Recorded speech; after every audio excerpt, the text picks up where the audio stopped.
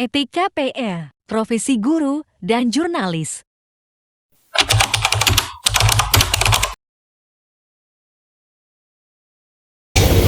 Assalamualaikum Ibu, dengan Ibu siapa? Waalaikumsalam, saya Nurul Rifdia, biasa dipanggil dengan Bu Nurul. Usia Ibu sekarang? Alhamdulillah baru 51 tahun. Pendidikan terakhir Ibu? S1 PG PAUD. Pelatihan yang pernah Ibu ikutin apa aja? Pelatihan yang pernah saya ikuti sangat banyak sekali. Di antaranya adalah diklat berjenjang GTK PAUD tingkat lanjut yang ditempuh selama 25 hari kerja. Kemudian diklat yang terakhir bulan kemarin adalah uji kompetensi kenaikan jabatan fungsional guru yang dilaksanakan pada tanggal 22 sampai 25 Juli tahun 2023 untuk kenaikan jabatan guru ahli muda. Ibu menjalani profesi sejak tahun berapa? Sejak tahun 1991. Berarti sudah 32 tahun Ibu. Alhamdulillah baru 32 tahun. Ibu menjadi anggota asosiasi profesi? Iya. Nama asosiasinya apa Bu? Yang pertama adalah anggota gugus PAUD TK Kecamatan Bangil. Selanjutnya adalah anggota IPTK PGRI Kecamatan Bangil dan anggota PGRI. Mulai tahun berapa menjadi anggota asosiasi? Semenjak menjadi guru tahun 1991. Apakah terdapat syarat menjadi anggota asosiasi tersebut Bu? Untuk menjadi syarat anggota asosiasi adalah menjadi guru di tempat tugas masing-masing wilayah. Apakah Ibu telah memiliki sertifikasi profesi? Iya, Sejak tahun berapa? tahun 2011. Di dalam asosiasi profesi ini apakah terdapat kode etik Ibu? Ada beberapa kode etik, antara lain yaitu guru harus bersikap dan berperilaku dalam melaksanakan tugas profesinya sebagai pendidik, anggota masyarakat, dan juga sebagai warga negara. Guru juga membimbing anak didik agar menjadi manusia pembangunan yang berpancasila. Juga guru menerapkan kurikulum sesuai kebutuhan masing-masing peserta didik. Suka dan dukanya dalam menjadi profesi ini apa aja Bu? Suka dan dukanya, kalau dukanya hampir tidak ada. Untuk sukanya sangat banyak sekali, karena saya setiap hari bertemu dengan anak-anak yang berjiwa masih sangat polos sekali dan lugu. Sehingga saya alhamdulillah diberi kesempatan untuk menjadi pendidik anak bangsa, sehingga bisa mencetak generasi emas yang berkualitas dan siap memimpin bangsa dan negara Indonesia. Saya akan merasa senang dan bahagia sekali apabila murid-murid saya berhasil, karena saya juga turut mewarnai lembaran bangsa Indonesia. Kegiatan ini saya laksanakan dengan penuh semangat, dedikasi, dan sangat menikmati sekali sebagai seorang pendidik PAUD, sehingga sukanya sangat banyak sekali.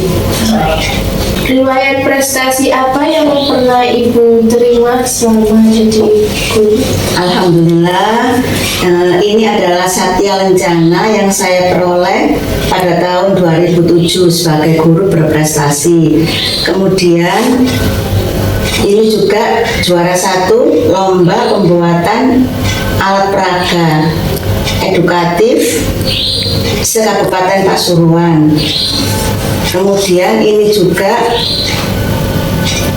penulisan naskah cerita bergambar, ini juga masuk dalam 10 besar pada tahun 2013.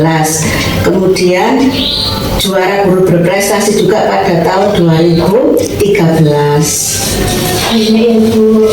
Alhamdulillah, ada beberapa lagi yang lain sebenarnya. Hasil karya apa yang sudah Ibu buat selama jadi guru? Hasil karya terakhir adalah semenjak masa pandemi kemarin. Ini ada karya antologi yang sudah ber-ISBN. Yang pertama adalah Rahasia Kita, yang kedua adalah Pesan Singkat. Selanjutnya saya mencoba membuat cerita bergambar. Ini yang pernah saya lombakan di tingkat provinsi, yang mengangkat cerita kearifan lokal tentang bunga sedap malam. Roro Antang, si maskot Jawa Timur. Ini adalah bunga sedap malam yang menjadi ciri khas Kecamatan Bangil. Kemudian ini juga cerita bergambar yang saya buat dan saya tulis sendiri dengan judul Bersatu untuk Kesehatan. Ini juga masuk 10 besar di Kabupaten Pasuruan. Ini ada beberapa gambar yang saya buat yang mengangkat tema bersatu melalui gambar sapu lidi. Seperti ini gambarnya. Nah, seperti ini. Kemudian ini karena sekarang zaman IT semuanya, saya juga mengangkat cerita tentang kearifan lokal Kota Bangil, di mana Kota Bangil yang sudah sangat terkenal dengan ikan bandengnya. Saya mencoba judul Bandeng, maskot Kota Bangil. Ini ada beberapa gambar yang saya ambil.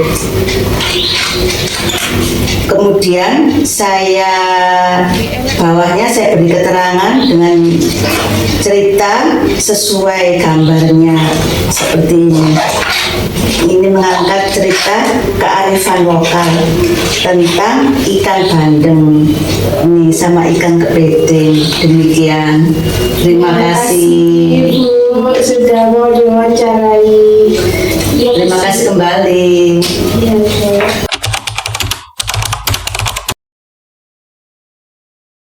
Selamat sore, saat ini saya sedang bersama Bapak Jack Robi ya Pak. Terus yang telah bergabung di Kompas TV sudah 12 tahun ya Pak ya, sejak tahun 2011. Oke Bapak, gimana nih Pak kesibukannya jadi wartawan dan asal mula bergabung di Forwest ini? Saya bergabung di Kompas TV sejak 2011 ya. Nah, tiap hari ya ini kalau lagi ramai berita kita jarang nongkrong di sini. Tapi kalau lagi ramai berita ya kita tiap harinya di jalan. Kadang kita juga bisa nggak pulang selama 3 hari, bisa. Kadang kita seminggu nggak pulangnya bisa, ke daerah bencana juga pernah. Jadi banyak suka duka, banyak ya. Jadi wartawan kan harus merelakan kita meninggalkan keluarga. Kita lebih banyak di luar daripada sama keluarga. Oh, berarti banyak sekali ya Pak kegiatan menjadi wartawan ya Pak? Iya, banyak hal yang harus kita korbankan untuk menjadi seorang wartawan. Nah itu Pak, kalau semisal untuk sukanya sendiri menurut Jack Robi gimana? Kalau sukanya kita tuh lebih mengerti realita di lapangan. Kita bisa berinteraksi dengan korban, kita berinteraksi dengan orang yang besar. Jarang-jarang, tidak semua orang bisa merasakan pagi kita makan bersama pejabat, sore kita makan sama tukang beca. Jadi jarang yang bisa merasakan itu. Nah, tidak semua orang bisa merasakan itu, mungkin cuma profesi kita ini aja yang bisa merasakan kayak gitu. Jadi kita lebih dekat dengan masyarakat. Berarti beruntung ya Pak bisa merasakan kayak suatu keadaan yang belum tentu orang lain itu rasakan gitu ya Pak? Iya. Terus untuk Bapak sendiri emang dari dulu bercita-cita menjadi profesi wartawan atau emang ya udah kerja jadi wartawan? Saya dulu itu tidak pernah punya mimpi untuk menjadi wartawan. Jadi saya masuk ke dunia jurnalistik ini karena apa ya, mungkin nyasar. Karena saya kuliah dulu di jurusan jurnalistik itu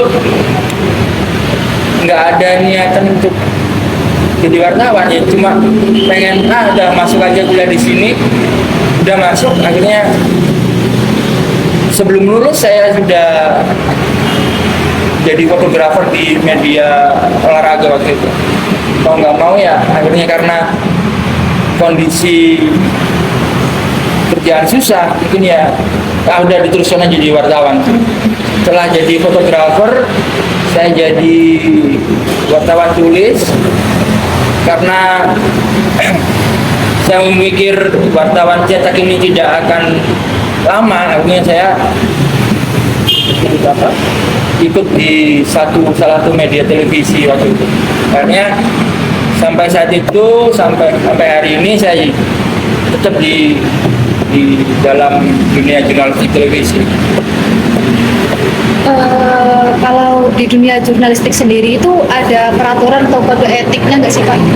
Kami semua menjalankan profesi jurnalistik pasti dibatasi oleh kode etik jurnalistik. Ada beberapa hal yang mungkin itu merupakan satu alur lah, artinya satu pedoman yang tidak bisa kita langgar. Karena kalau kita melanggar, kita nanti bisa menyalahi pidana, juga bisa dituntut oleh pidana, juga bisa. Jadi ada beberapa kode etik jurnalistik yang tidak bisa kita langgar dalam kita menjalankan profesi jurnalistik kita sehari-hari. Berarti kalau semisal ada wartawan, entah itu secara sengaja atau tidak sengaja melanggar salah satu kode etik tersebut itu udah ada hukumannya tersendiri ya Pak? Iya, dan itu bisa dilaporkan. Bisa karena pidana juga bisa. Baik. Jadi misalnya gini, satu contoh simpel saja, ada kebakaran di satu pabrik. Nah, kalau dari pihak pabrik tidak memperbolehkan kita masuk, sedangkan kita nyelonong masuk, itu sudah menyalahi undang-undang dan itu bisa dipidanakan. Makanya ada beberapa hal kayak oversight dan menentukan, banyak kok kode etik yang harus dipahami, tidak untuk konsumsi publik.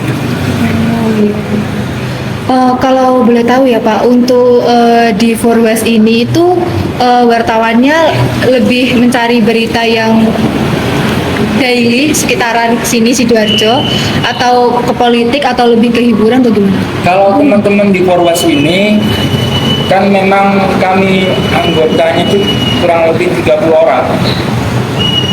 Kami semua itu di anggota For West sendiri berisi teman-teman wartawan yang daily, setiap hari mereka harus mencari berita. Jadi tidak seminggu, sebulan tidak. Jadi tiap hari mereka menulis berita dan aktif mencari berita. Tidak seminggu sekali, sebulan sekali, tidak. Jadi kami semua itu mencari berita untuk keseharian. Tapi kalau sudah kayak saya pribadi ini, kalau sekarang kan banyak breaking news nih. Kalau TV saya breaking news, pasti saya libur. Karena kan breaking news itu dari pagi sampai sore kadang-kadang. Nah, slot berita dalam sehari habis. Jadi dibuat untuk istirahat saja. Berarti untuk semisal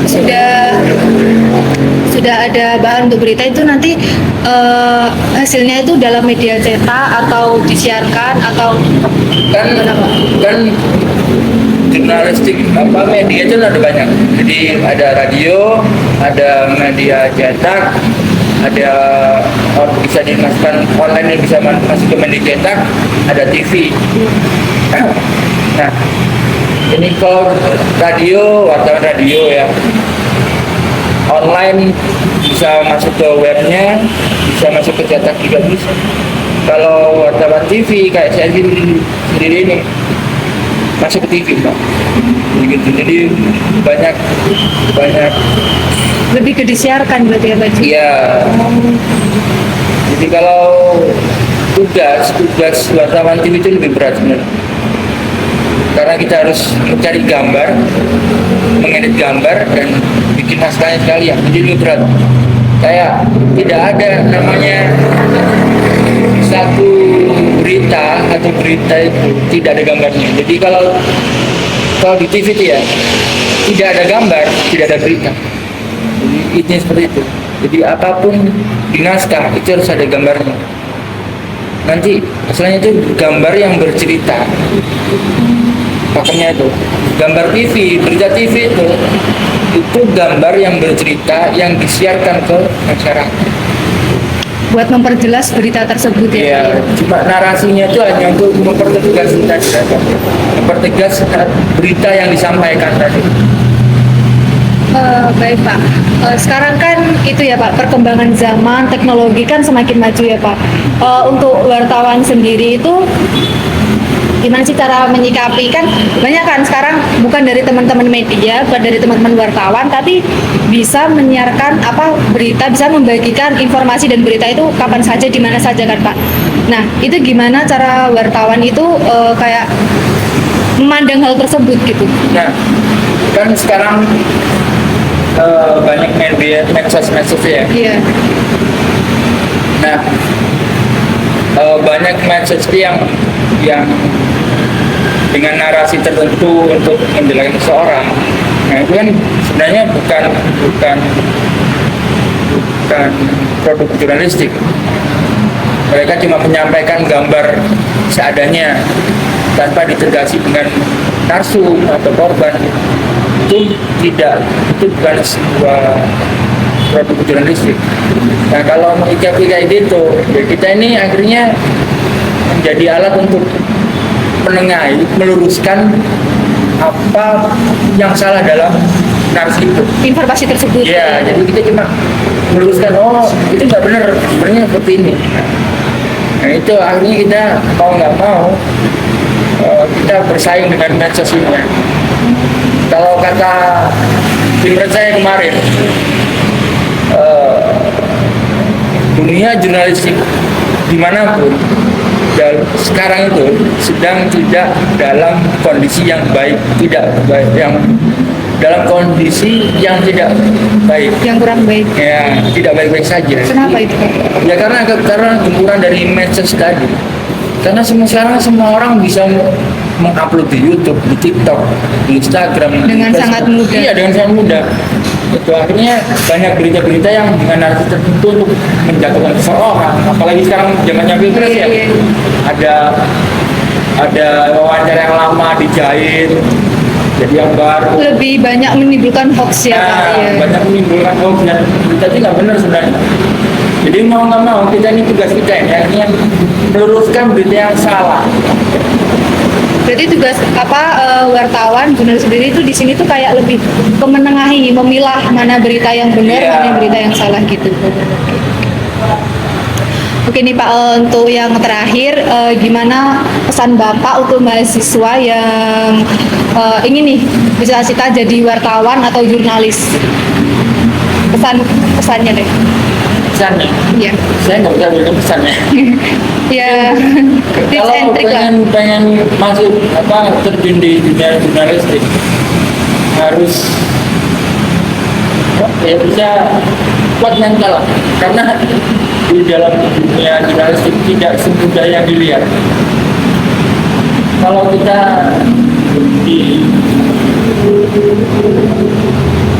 saya sering juga diancam dibunuh, saya diancam ditulis, saya dituntut orang yang tidak dikenal pun saya sering. Jadi saya sudah terbiasa. Jadi kalau teman-teman mahasiswa pengen terjun ke dalam dunia jurnalistik, ya siapkan mental kalian. Karena dunia jurnalistik sekarang itu Ya seperti Bapak katakan Iya. tadi sedang tidak kurang baik ya, kurang baik. Oke Pak, sudah. Terima kasih Jack Robi atas waktunya pada sore hari ini. Terima kasih juga atas pesan-pesan untuk mahasiswa yang mau terjun ke dunia jurnalistik. Terima kasih Bapak Robi.